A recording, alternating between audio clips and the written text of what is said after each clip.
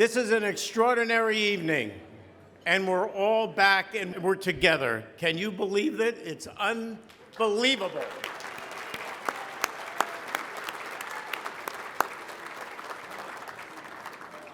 God is really good to allow this to happen for his poorest of the poor. And we are so special to be together and look at the vision Monsignor Puma started almost 40 years ago. It'll be 40 years next year of taking care of God's poor. And after the pandemic, here we are. So it's with great pride that we're going to have a prayer first. Monsignor Tillier has dealt with the poor and the homeless in Patterson, Passaic, and Clifton for many years. So it's with my pleasure I ask Monsignor Tillier, who's on my right, to come and give us a prayer. Monsignor? Thank you, John. Let us pray. O God Almighty, you are our Creator. You are our Savior. You are our God of power, our God of love. You are our God of justice, our God of mercy. Loving God, you call upon us. You expect us in our freedom to serve each other, especially to serve our brothers and sisters in need, people suffering with unemployment, homelessness, addictions, malnutrition, people overwhelmed by discrimination, illness, depression, broken relationships. And so you inspire us to come together so that we can work as communities to comprehensively and more effectively fulfill the mission that you give to every single person here, to make a significant, positive difference for the least of our brothers and sisters who all share our common, irrevocable dignity of being your children, your creation, your own beloved children. As we share this excellent meal together, we recommit ourselves tonight to the people among us who regularly do not have enough food to eat. Thank you, Lord God, for loving us all. Amen. The mission of Eva's tonight is urgent. And you need to understand that during the past 2 years, how difficult it's been here at Eva's to keep things going with the toughest of times. Eva's was very simply found 39 years ago by Monsignor Puma based on Matthew's Gospel. Matthew's Gospel, we all know what that one is: to feed the hungry, shelter the homeless, clothe the naked, and take care of the infirmed. And Monsignor was so smart, that gospel is good for any faith, whether you're a Christian, a Muslim, or you're Jewish or have no faith at all. Everyone wants to help another person. So the next part of this program is to introduce someone who's very, very special, our new CEO, and it's my opportunity to do that. So it's with great pleasure and an honor and a welcome to introduce Howard Horton, our CEO, who has the spirit and the love for the poor, and I know our future in his hands is going to be remarkable. Howard. Thank you, John. Good evening, everyone. It's truly an honor to be here with all of you. Truly an honor. As we know, a year ago, we were thinking of and wanting to have a gala, and we couldn't gather together. So to be here with all of you tonight and to see all of these faces, it's extraordinary. Thank you for being here. Thank you for joining us this evening. We're here to acknowledge the extraordinary work, sacrifices, and dedication of our honorees this evening. Our honorees, the Eva's Village Frontline Workers, our staff, the St. Joe's Health Frontline Workers, and our very own Bishop Kevin Sweeney. We're also here to acknowledge the dedication of EVA's staff and our devoted partners, many of whom are here in the room this evening. And despite the pandemic, they worked tirelessly, effortlessly, and collectively to continue to serve the men, women, and children who came to us in need. And of course, our board members. Without our board members and without our gala committee members, and so many of you, we couldn't do the work that we continue to provide to our community today. And finally, to our sponsors and our supporters.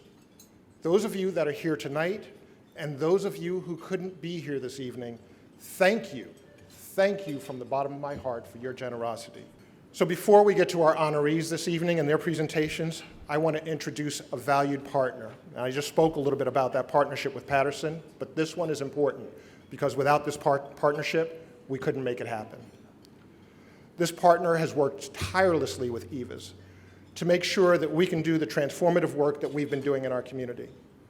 And thankfully we are thankful for his support as we strive to make Patterson a healthier and stronger community. We are delighted that he is here with us, and I am truly honored to introduce a man who is determined to inspire a renaissance in the city of Patterson, our good friend, Mayor Andre Saya. Mayor, would you come up, please? Government doesn't have all the answers. That's why we need partners like Eva's Village. And it goes beyond the warming centers. When it's a cold blue, it's 32 degrees and below. It includes what Howard alluded to earlier, the opioid response team. It's a long-standing challenge that needs an innovative approach to help solve.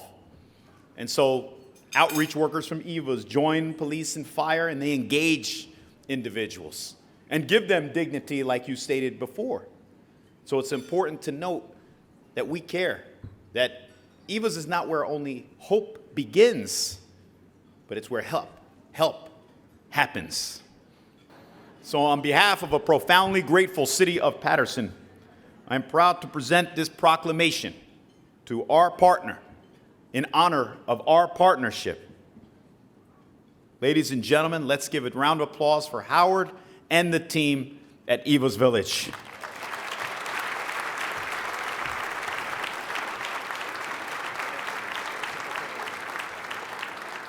It's been a hard year for everyone, but it's been especially difficult for those on the front lines. Our frontline workers are here at EVA's worked under the most difficult of circumstances. They adapted, they innovated, they stayed positive. Amazingly, they kept it all going. And I am truly, truly proud of each and every one of them.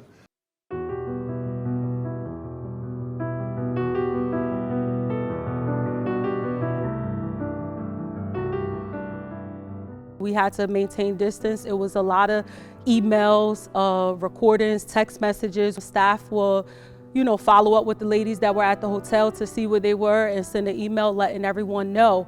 I checked in on this person is good. She says she's feeling this way. And when I will go up to the hotel with the driver, I will be able to give the counselors, the case manager, as well as the clinical director a report. On March 17, 2020, we started immediately our to-go meals.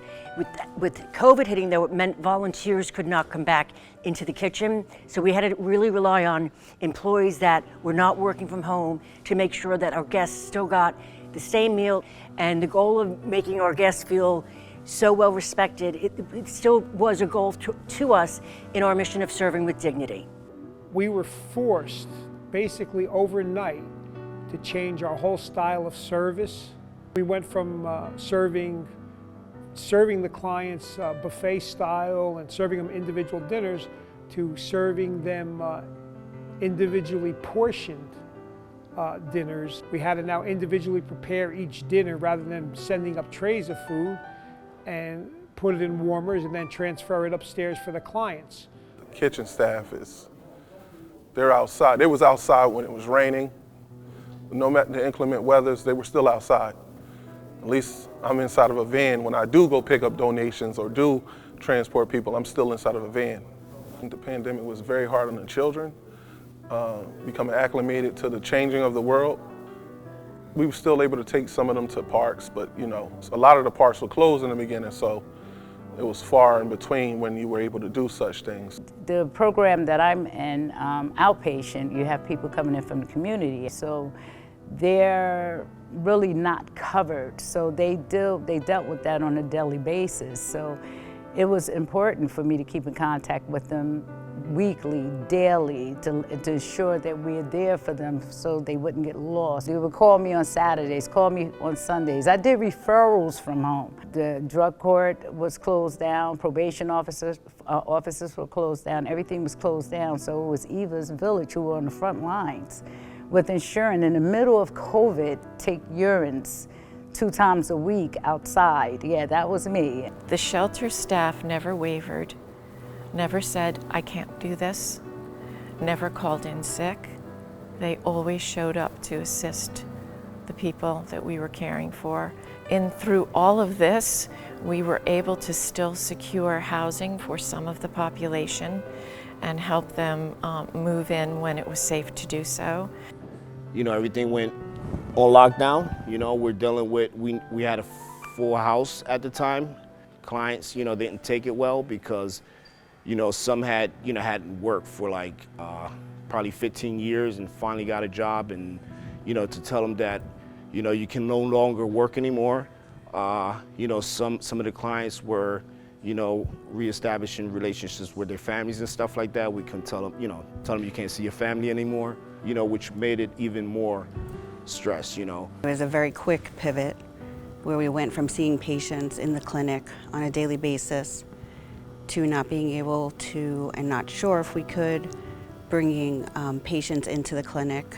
And with Dr. Tamim's guidance, we were able to see patients in the infirmary and help those who were sick. We were able to start testing individuals, so we had a better understanding and a better grasp of what was actually going on. And we were able to then move them to our infirmary to separate and isolate them from the rest of the population. COVID's still here, but as you know, we in the clinic provide testing and vaccine education, you know, we're working to keeping a safe and healthy environment for all of our clients and patients. One of the biggest challenges was we were shut down in March.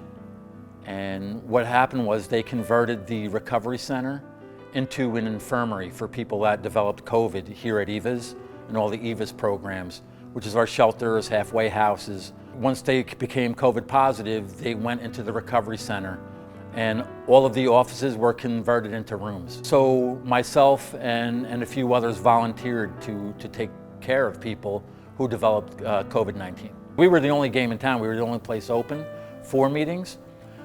So we had outdoor meetings until November. So we were closed down from March to July, started outdoor meetings in July, and July to like November, we did the outdoor meetings. And then we started indoor meetings in the recovery center, wearing a mask, maintaining 6-foot distances, symptom checks. Everybody that walked through the door had their temperature taken, symptom checks. So there was a whole process of people even to come into the door for the outdoor meetings. Everybody came together as a village to make it work.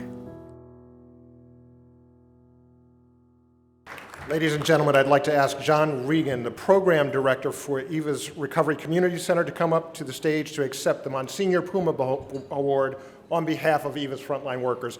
Please give him a round of applause. On behalf of Angela Vance, Angela Broxton-Terry, Thomas McEachin, Donna Fico, Melanie Conquest, Paul Fierro, Josette McDaniel, Carlos Estrella, and all of the frontline workers at EVA's, I would like to say that we are overwhelmed with gratitude to receive recognition for our work during the pandemic. And thank you to EVA's Village Board of Directors, our CEO, Howard Houghton, and senior management for this recognition. We hope it will serve as an inspiration to others, and of course, all of you in this room this evening, thank you for your support. You make our vital work possible. Thank you. And now it gives me a great pleasure to introduce our second honoree, St. Joseph's Health. We are truly fortunate to have them as one of our partners.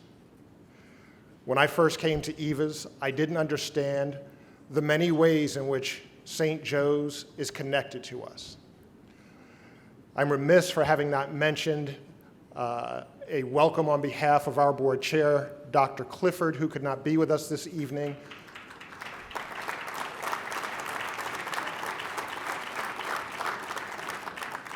But Dr. Clifford has done a wonderful job of making sure that Ken Morris and I stay connected. We collaborate with them on so many things, but one of the projects that we are truly most proud of is our opioid overdose recovery program. That program offers recovery support and treatment to survivors of opioid overdose before they leave the emergency room. This has been an extremely successful program. It has resulted in so many individuals taking the first step towards recovery and building a better tomorrow.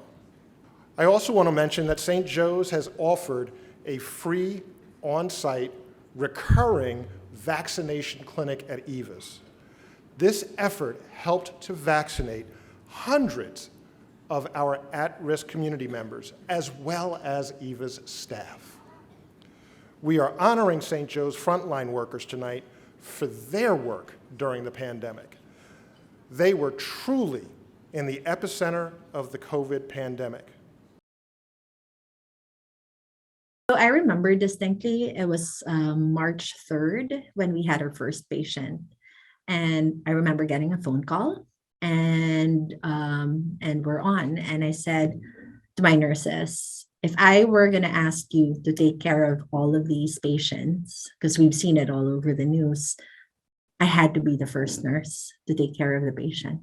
And so I did. So I donned my PPE, I wore my face shield, and we picked the right area, which is our area for highly infectious diseases. And I took care of the patient.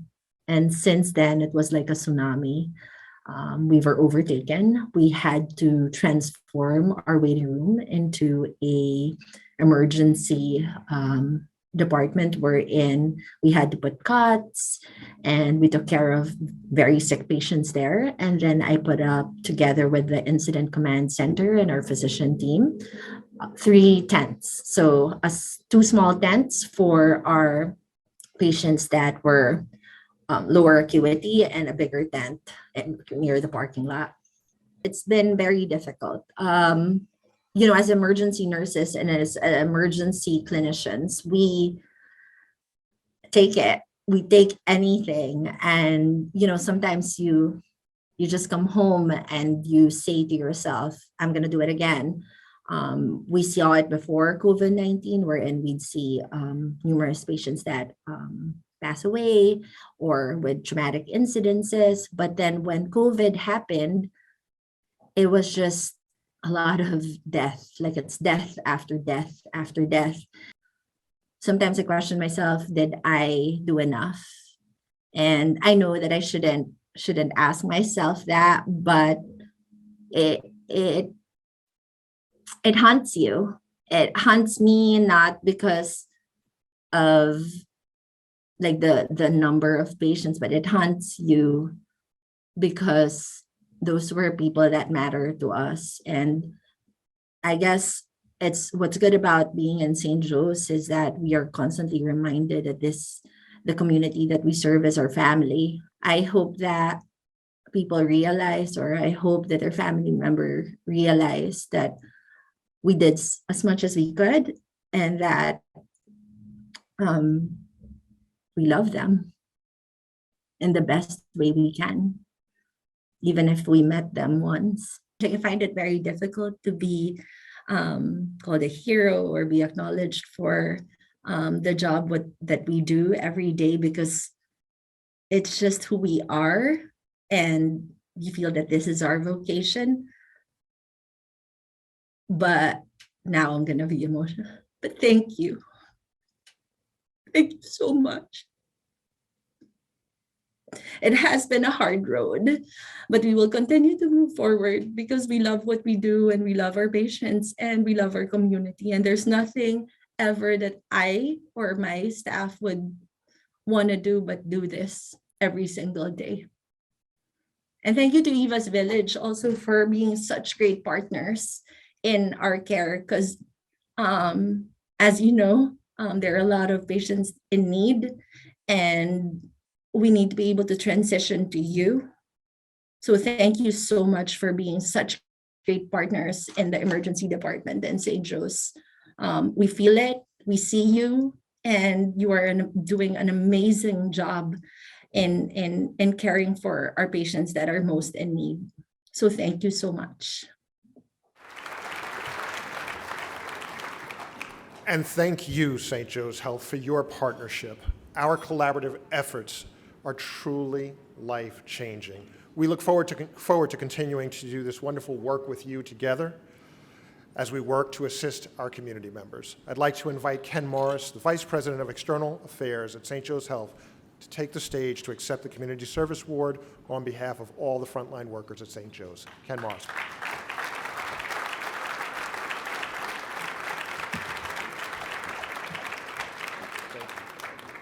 Thank you. Thank you on behalf of St. Joseph's Health. We are very proud, yet incredibly humbled to receive this award. Of course, it is the incredible heroes that we just saw and heard from in the video who deserve the praise and applause. What this team achieved, first by battling surge after surge of patients with COVID, creating innovative treatments, additional care areas, and ways for loved ones to visit virtually, and then restoring hope by vaccinating our community, truly is heroic. I couldn't think of a better word to use than hero. From all of us at St. Joseph's, we thank Eva's Village not only for bestowing this award upon us tonight, but on the critical partnership we've enjoyed for so many years. And now I hear Dr. Clifford in my ear. She's saying, Ken, be bold, be brief, and be seated. So thank you. Anyway, now I have an extraordinary privilege to introduce our next honoree, Bishop Kevin Sweeney, the Bishop of the Diocese of Paterson. So I asked the bishop, I said, would you consider being the honoree at the gala? And he said to me, no, I don't do that sort of thing. Then he called me back 2 days later, and he said, will this help God's poor? Are we going to do the work of Jesus here in Paterson, Passaic, Clifton, and the surrounding area? I said, that's all we do. He said, well, I'll do it. By us having this man, Bishop Kevin Sweeney, to come to Eva's to help the poor, to do the work of Jesus on earth and follow Matthew's gospel, it's a miracle, because now I see Catholic Charities, Straight and Narrow, and all of the other organizations that are here to help God's poor. And now we have a leader in Paterson, and that's where his focus is. God bless. Take care. How you doing? When we help someone in need, we're helping Jesus himself, because he identified with our sisters and brothers who are poor, who are in need, and respond to their needs. You got that? Careful. It's obvious that Jesus' vision is being made, lived out here in Eva's every day. So it's uplifting to see that happening in so many different ways. These are our children. These are our care workers. Hello. Hello. How you doing? This is the bishop, ladies. He's just doing a tour of the facility. Nice to see you. God bless you for your work. Thank and you. God bless your children. Good evening. Thank you, John, and thank you to each and every one of you, and thank you to Eva's for this incredible honor.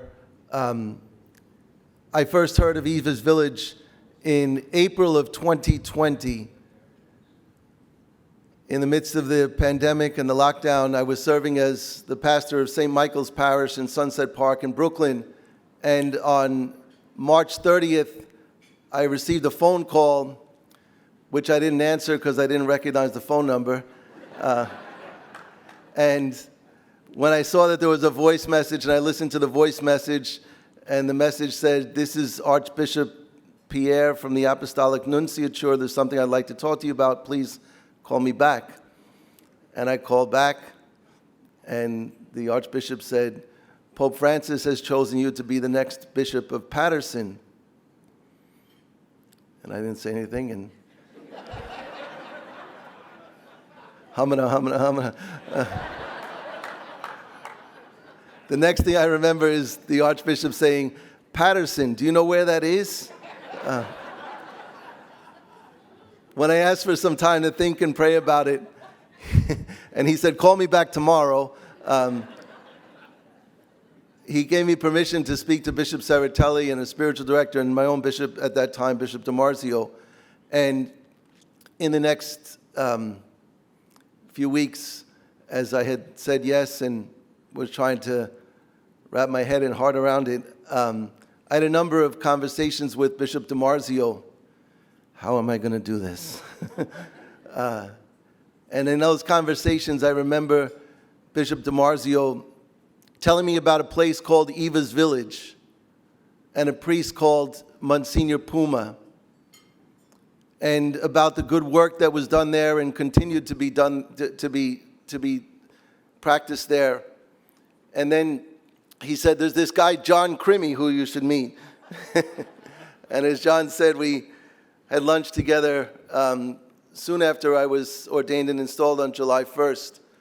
And soon after that, I had my first visit to Eva's. And as I've been here now about 16 months, I'm so grateful to each and every person who does what you do at Eva's Village. I was there last week for the visit, as you saw. But over this time, I can now tell others the story not only of Monsignor Puma and all the good work that's been done over the years at Eva's, but all the good work that is done every day. On this Sunday, for those who are at Mass, we'll hear the gospel that's now known as the widow's mite. When Jesus calls the attention of the apostles and others to a little woman, a widow, who gave just a penny in the offering, but Jesus said she gave more than everyone else because she gave everything that she had. Everyone here tonight has given something, and we thank you and encourage you to continue in that generosity. And let us in a special way tonight honor and thank those who have given everything and those who give their all every day at Eva's to serve Jesus and our sisters and brothers who are most in need. I'm not deserving of this honor, but I receive it humbly in thanks for the team. Maybe Monsignor Puma worked a little miracle tonight, because as I met our wonderful mayor, we don't agree on who should be the next championship or win the World Series. But through Eva's tonight and with a little help from Michael Bloomberg, we all agree on which city should be the champion of the champion cities. So Mayor Saya, thank you so much for all that you do. Thank you to everyone for being here tonight. Thank you for this honor, and let us continue to work together as a team, as God's family, to serve our brothers and sisters who are most in need. Thank you so much, and God bless you. We'd like to present the bishop with this award, but before I give him this, Monsignor Puma has on the statue in the courtyard at Eva's, we have a life-size statue of Monsignor, and on the quote on the bottom it says, "When you run into someone in need, you never, ever let go of their hand until they can stand on their own 2 feet." This is what this is in memory of, and this is our motto, is to help everyone that needs us to hold their hand, no matter who, what, or where. So, Bishop, it's a great honor for Howard and I to present this to you.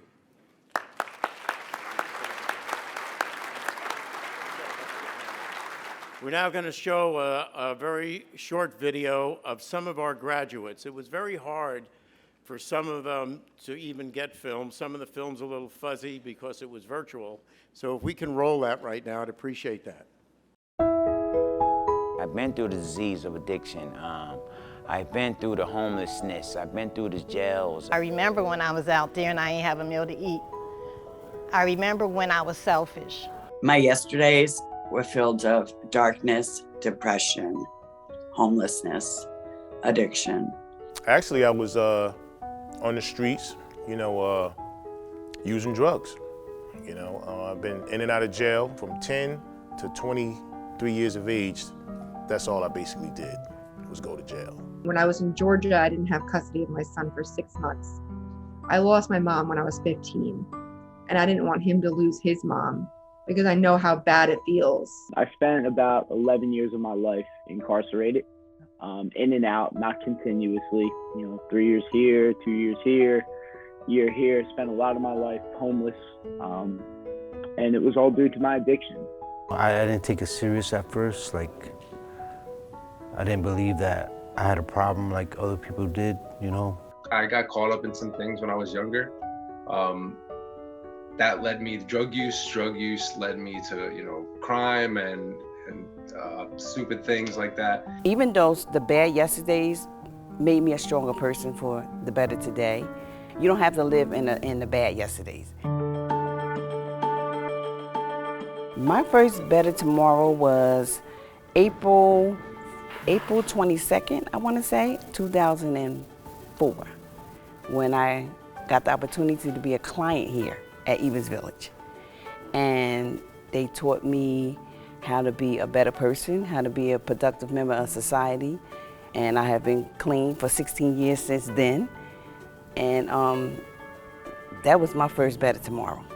When I first called Eva's from a detox, and I was greeted with Eva's Where Hope Begins, I felt welcomed, I haven't felt welcome in a long time prior, so it was life-changing.